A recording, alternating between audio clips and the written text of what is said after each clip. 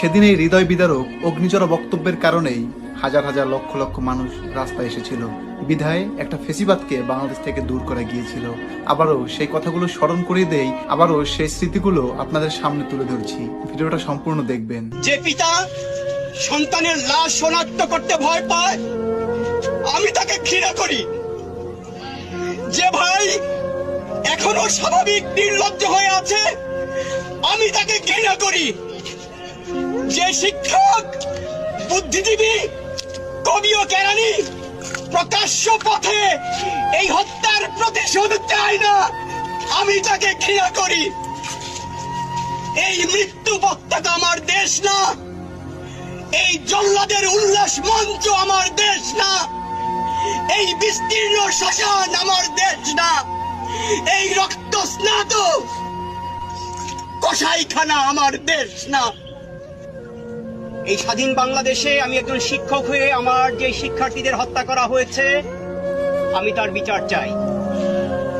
আমার যে শিক্ষার্থীদেরকে সারা বাংলাদেশে গুম করা হয়েছে, পুলিশ ধরে নিয়েছে, আমি তাদেরকে ফেরত চাই।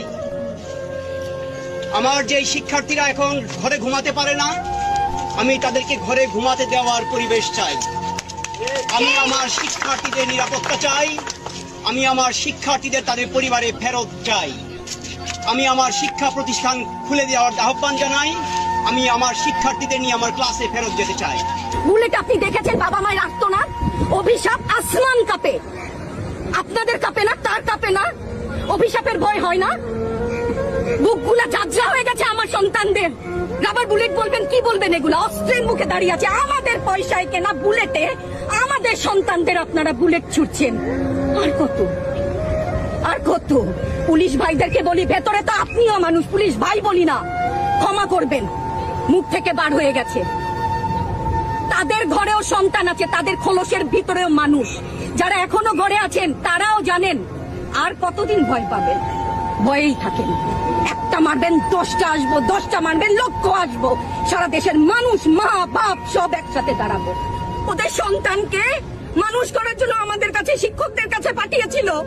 কি জবাব দিব? আমার তো কোনো মুখ নাই, আমি শিক্ষক, আমার ভাষা নাই।